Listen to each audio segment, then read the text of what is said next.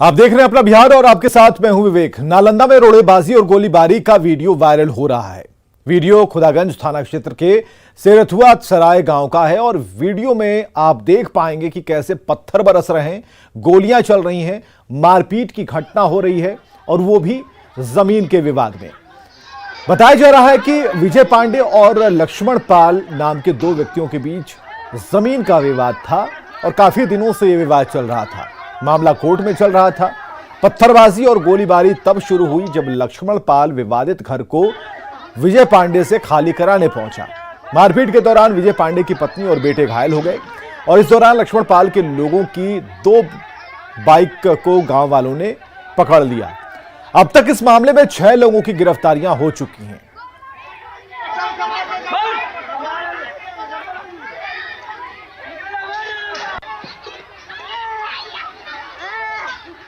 अरे डरना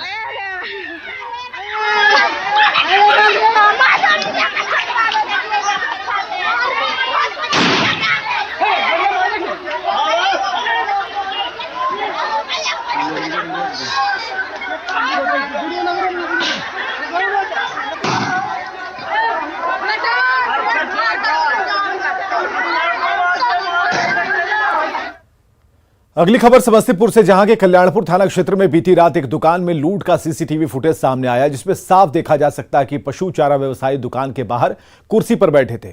तभी दो अपराधी पिस्टल के साथ दुकान में दाखिल होते हैं और दोनों ने व्यवसायी पर पिस्टल तानकर उन्हें डरा दिया। इस दौरान वहां काम कर रहे दूसरे स्टाफ भी डर गए। इसके बाद एक अपराधी दुकानदार पर पिस्टल ताने रहा, दूसरे ने काउंटर में पैसे की तलाश शुरू की। जब उसे पैसा नहीं मिला तो काउंटर पर बैठे एक स्टाफ को डराया और बंद ड्रॉर को खोलने की बात कही, गाली दी, थप्पड़ मारा और इसके बाद डर के मारे स्टाफ ने ड्रॉर खोल दिया। इसमें 1,07,000 रुपए था। अपराधी ने सारे पैसे एक झोले में डाले और चलते बना। जाते जाते अपराधी ने कुर्सी पर बैठे दुकानदार की पैंट की जेब की भी तलाशी ली, जिसमें उसे कुछ खुदरा रुपए मिले, उससे भी वो लेता बना। घटना का सीसीटीवी फुटेज सामने आने के बाद पुलिस आगे की कार्रवाई में जुटी है। देख लीजिए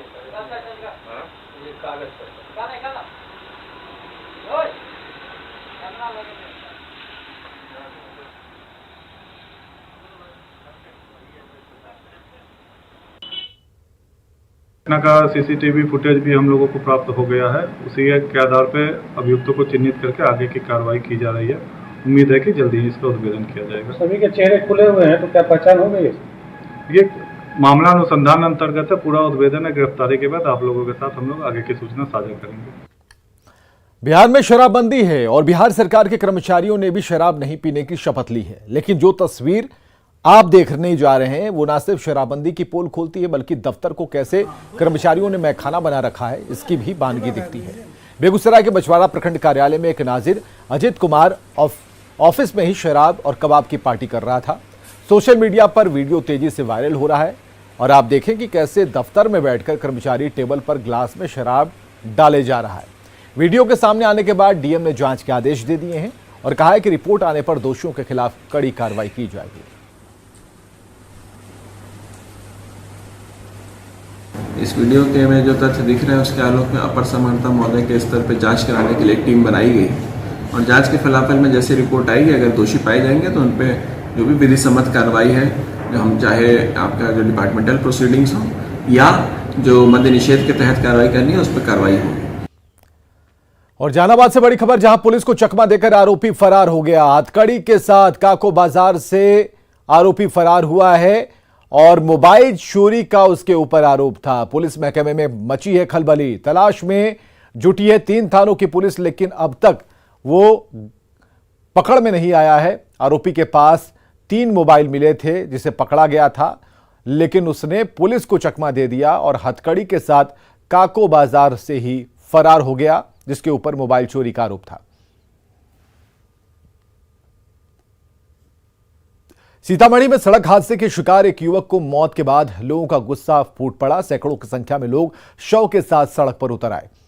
डुमरा के शंकर चौक के पास NH 77 को जाम कर दिया।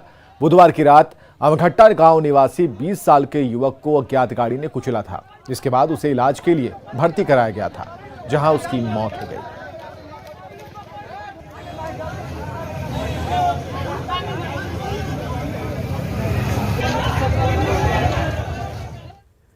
डेंगू की रोकथाम के लिए उप मुख्यमंत्री तेजस्वी यादव ने स्वास्थ्य विभाग और नगर विकास विभाग के अधिकारियों के साथ समीक्षा बैठक की है। तेजस्वी ने अधिकारियों को जरूरी निर्देश दिया। हालांकि दोनों ही विभाग के अधिकारियों का दावा है कि स्वच्छता के साथ डेंगू की रोकथाम, इलाज और नियंत्रण पर मिलजुल कर काम किया जा रहा है और दावा किया गया कि कचरा प्रबंधन, एंटी लार्वा फॉगिंग और जांच कर दवाई बांटे जा रहे हैं। अस्पतालों में जांच और बेड की संख्या बढ़ाई गई है। हालांकि आम लोगों का सहयोग भी जरूरी है। राज्य के स्वास्थ्य मंत्री तेजस्वी यादव ने एनएमसीएच का निरीक्षण किया। तेजस्वी ने एनएमसीएच की स्वास्थ्य व्यवस्था का जायजा लिया और अस्पताल में भर्ती मरीजों के परिजनों से मुलाकात कर उनका हाल जाना। तेजस्वी ने अलग अलग विभागों में जाकर वहां की व्यवस्थाएं देखी और तेजस्वी के साथ स्वास्थ्य विभाग के अपर मुख्य सचिव प्रत्यय अमृत भी मौजूद रहे।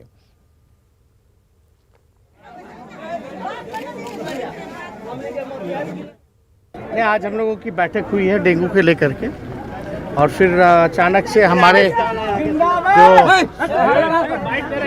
जो प्रत्यय अमृत जी हैं, जो मुख्य सचिव, अपर मुख्य सचिव हैं स्वास्थ्य विभाग के, उनके साथ हम लोग औचक निरीक्षण के लिए आए जानने के लिए कि क्या स्थिति है। जो समस्या है, जब तक आप ज़मीन पर नहीं उतरिएगा तब तक ज़मीनी स्थिति आपको नहीं पता चलती है। इसलिए बहुत ज़रूरी है कि समय समय पर आ करके चीज़ों का जायज़ा लिया जाए। जब तक कमी नहीं पता होगा तब तक जो है आप कमी को दूरी नहीं कर सकते। तो थोड़ा बेटर है, लेकिन दवा का सबसे बड़ा समस्या है और जो बिहेवियर जो डॉक्टर और नर्सेस का होना चाहिए था वो ठीक नहीं है। दवा लोगों को बाहर से लाना पड़ रहा है। इस पे हम लोग विशेष तौर पे इस बात को हम लोग बहस करेंगे। पूरा बिहार डेंगू के डंक से करा रहा है। डेंगू के मामले बढ़ते जा रहे हैं। डेंगू के सबसे ज्यादा केस पटना से सामने आए हैं। नवादा में 2 लोगों की मौत हो चुकी है। बिहार में डेंगू अब तक 4 लोगों की जान ले चुका है और इतने गंभीर हालत में भी कई जिलों के सरकारी अस्पतालों में लापरवाही का आलम है।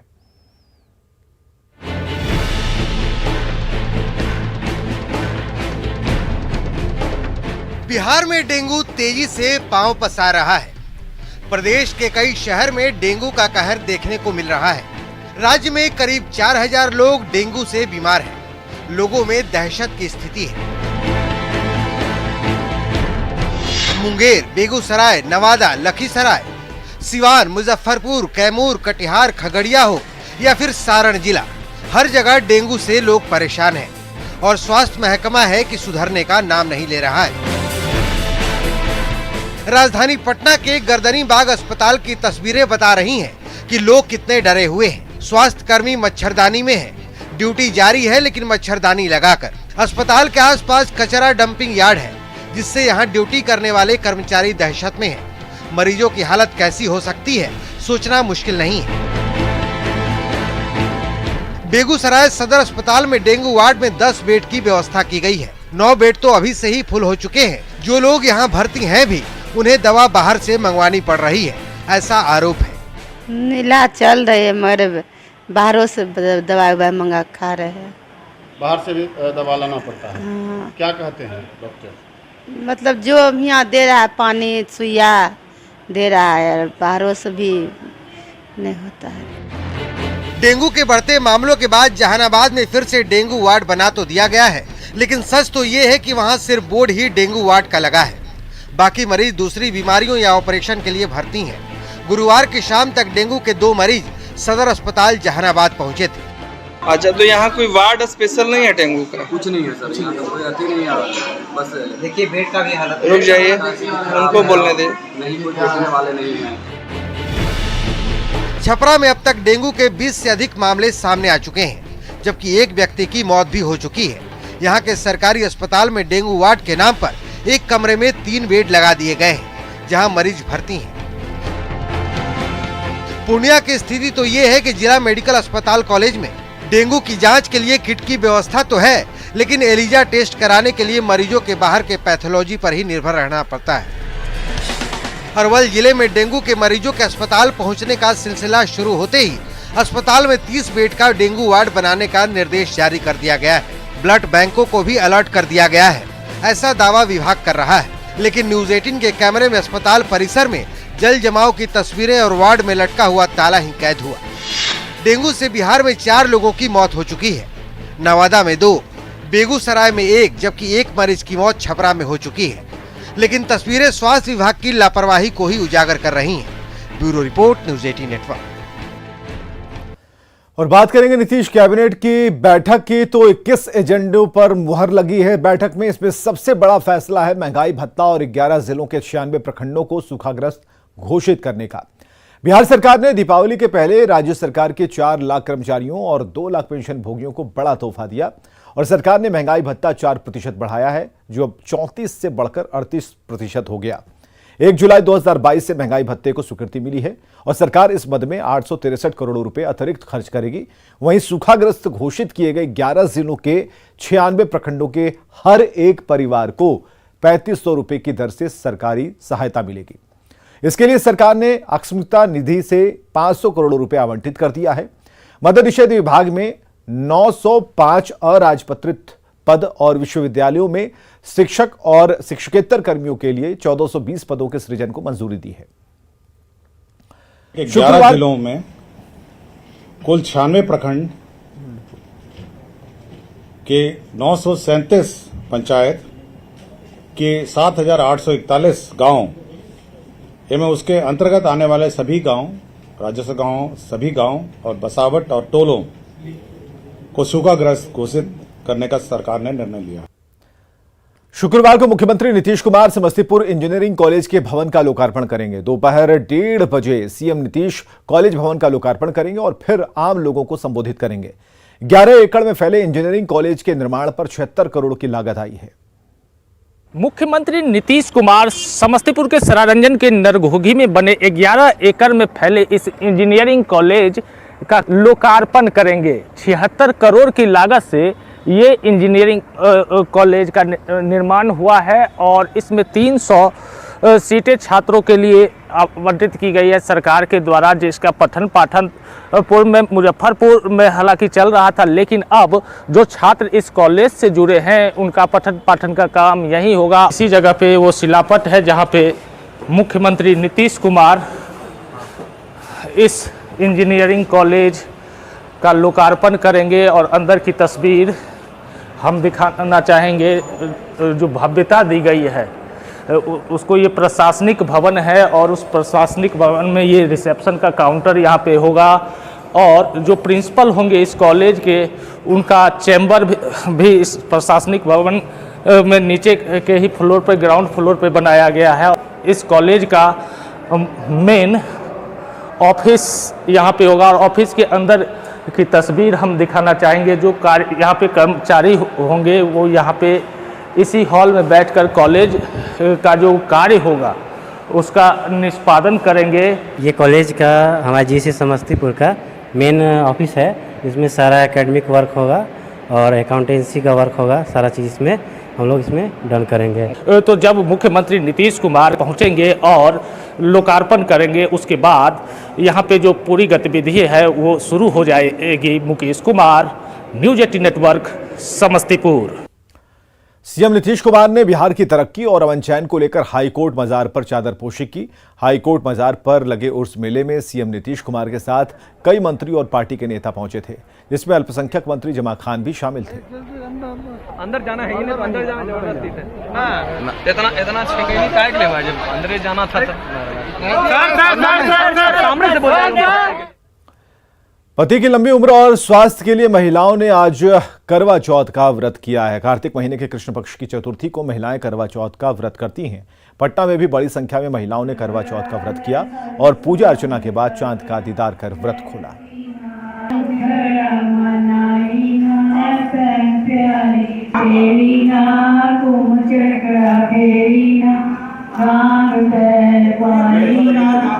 भागलपुर में भी करवा चौथ की धूम दिखी। पति की लंबी उम्र की कामना के लिए महिलाओं ने निर्जला व्रत रखा। भागलपुर में मारवाड़ी समाज की महिलाओं ने करवा चौथ के मौके पर विशेष पूजा अर्चना की और चांद के साथ ही चलनी से पति का दीदार किया।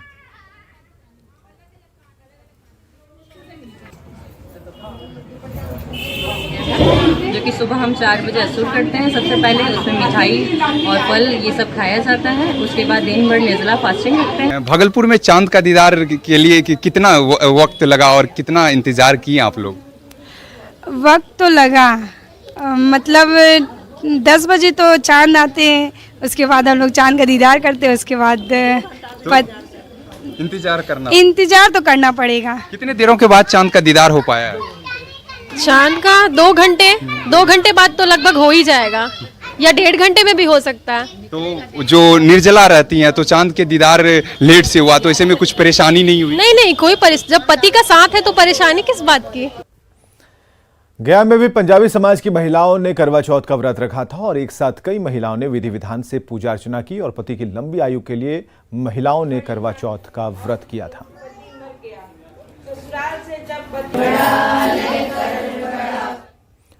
औरंगाबाद के रफीगंज थानाध्यक्ष ने एक प्रेमी युगल के मंदिर में शादी करा दी। 2 साल से दोनों के बीच में प्रेम प्रसंग था, लेकिन दोनों के परिजन इस रिश्ते को शादी का नाम देने के लिए तैयार नहीं थे। प्रेम प्रसंग का मामला जब थाने पहुंचा तो पुलिस ने दोनों को हिरासत में लिया, थाने ले आई और इसके बाद थानाध्यक्ष ने लड़का लड़की के परिजनों को शादी के लिए राजी कराया और प्रेमी जोड़े की थाना परिसर स्थित हनुमान मंदिर में शादी करा दी गई।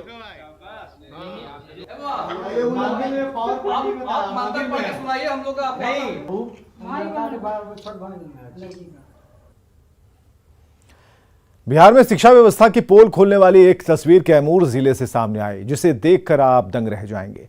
दरअसल स्कूल में बच्चों को पढ़ाने के बजाय एक शिक्षक का क्लासरूम में खर्राटे मारने का वीडियो सामने आया है। रिपोर्ट देखिए।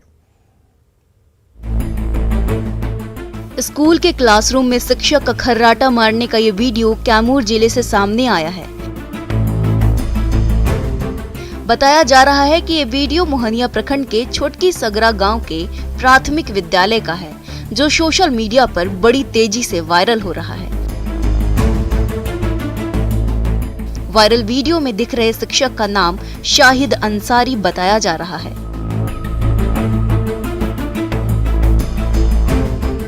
जो क्लासरूम में बच्चों को पढ़ाने के बदले खर्राटे ले रहा है। ये वीडियो वायरल होने के बाद अभिभावकों में काफी नाराजगी देखी जा रही है। हमारे पंचायत में जो मास्टर हैं सो रहे हैं, स्कूल में पढ़ाते थे, शाहिद अंसारी, वो हमारे पंचायत के छोटका सगरा ग्राम का है लड़का, जो कि ये वीडियो तेजी से वायरल हो रहा है। सरकार की तरफ से बच्चों को अच्छी शिक्षा देने के लिए गांव में विद्यालयों का निर्माण कराया जा रहा है। बड़ी संख्या में शिक्षकों की बहाली की जा रही है ताकि हमारे बच्चे पढ़कर अपने देश प्रदेश का नाम रोशन कर सके। लेकिन जब मन को विचलित करने वाली ऐसी तस्वीरें सामने आती है तो जाहिर है कि आपको क्रोध भी आता होगा, क्योंकि अगर लापरवाह टीचर क्लासरूम को बेडरूम समझेंगे और बच्चों को पढ़ाने के बदले कुर्सी पर बैठकर गहरी नींद में खर्राटे लेंगे तो बच्चों का भविष्य अंधकार में खो जाएगा। स्कूल में शिक्षक का सोते हुए वीडियो इंटरनेट पर वायरल होने के बाद शिक्षा व्यवस्था की किरकिरी हो रही है। विभाग को फजीहत झेलनी पड़ रही है। इस मामले पर मोहनिया प्रखंड शिक्षा पदाधिकारी धीरेन्द्र कुमार ने बताया कि छोटका सगरा गांव के प्राथमिक विद्यालय में पोस्टेड शिक्षक शाहिद अंसारी से स्पष्टीकरण मांगा जाएगा, फिर जांच के बाद उचित कार्यवाही की जाएगी। मोहनिया प्रखंड में ये प्राथमिक विद्यालय छोटका सगरा के संज्ञान में मामला आया है शाहिद अंसारी का, और उस पर मैं उचित कार्रवाई और करने जा रहा हूँ। स्पष्टीकरण किया जाएगा सर? हाँ, उस पर स्पष्टीकरण किया जाएगा। बिहार में शिक्षा व्यवस्था का यही हाल रहा तो सोचिए कि राज्य के नौनिहालों का क्या होगा। सरकार व्यवस्था दुरुस्त करने का दावा तो करती है, लेकिन हकीकत आपके सामने है। कैमूर से न्यूज़ 18 के लिए अभिनव कुमार सिंह की रिपोर्ट। और आगे देखिए जोहार झारखंड।